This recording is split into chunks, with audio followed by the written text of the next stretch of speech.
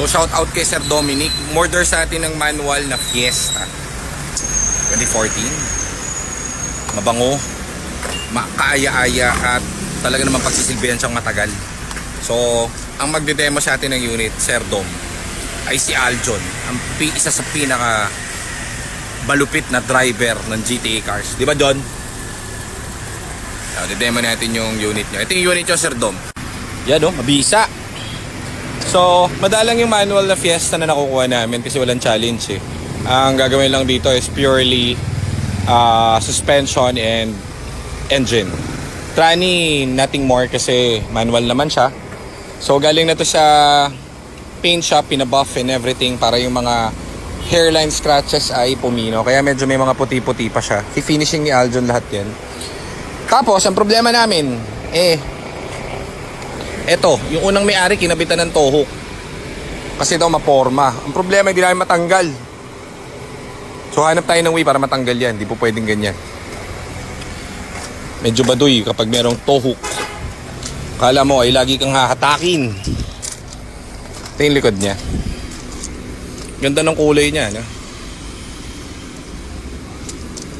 Parang ano siya, bluish na, parang medyo pagka dark na hindi mo maintindihan. Di tayo sa loob. At pinapaskan ko kay Aljon para interior detail, wala pa to So kailangan to pati loob. Kanina kinuha namin to dun sa paint shop din.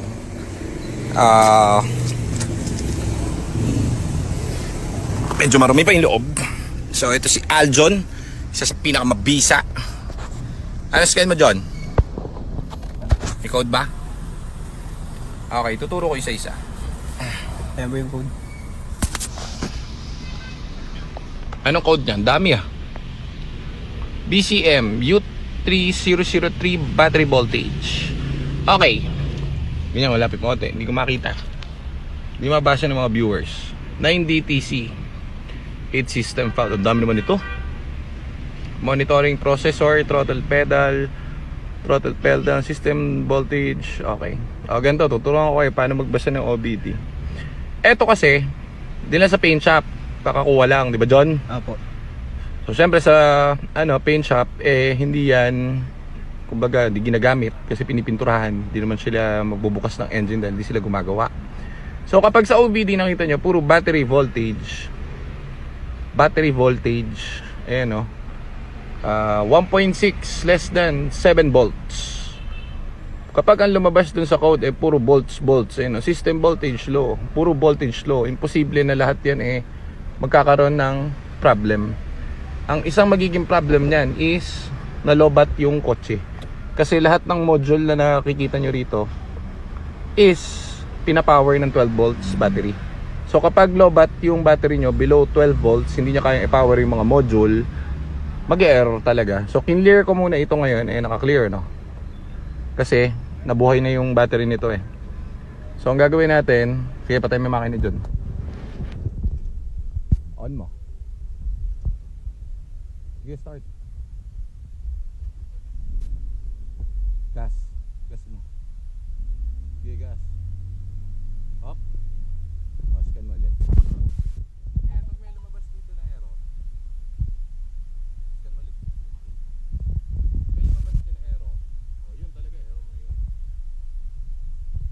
Ganyan, tumingin ng scan.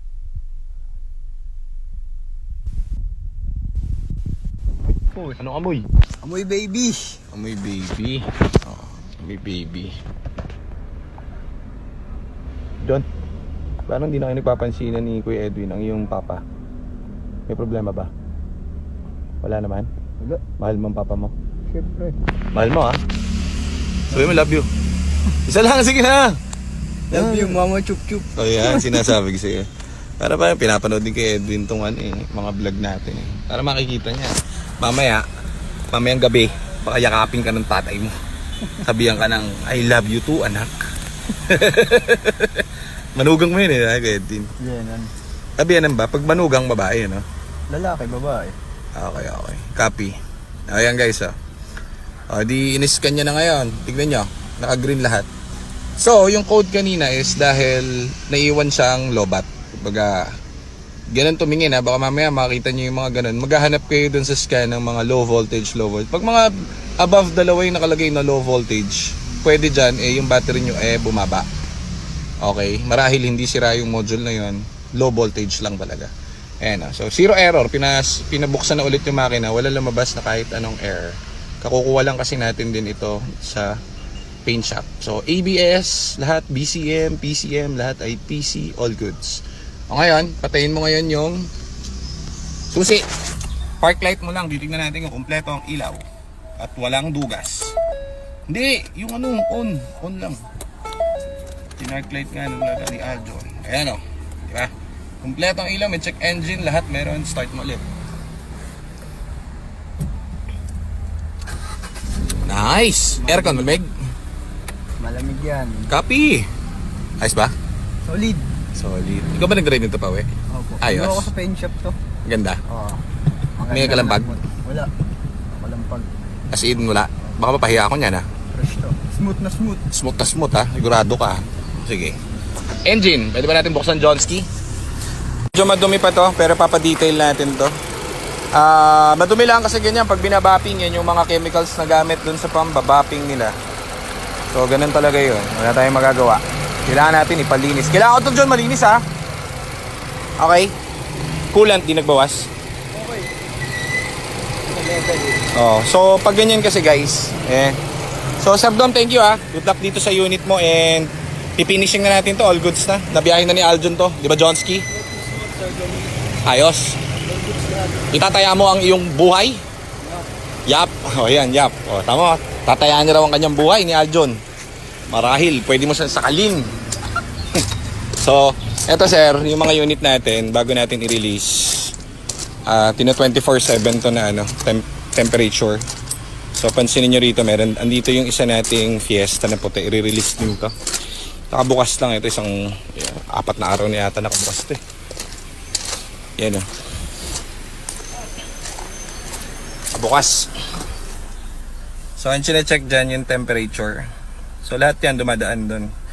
Kailangan dyan, wala nagwa 100 yun sa mga yan. Kailangan dyan below 100 yung mga unit natin. Okay. So yan ang kwento ng mga units natin. Sir Dom, thank you sa pag-purchase. Thank you very much.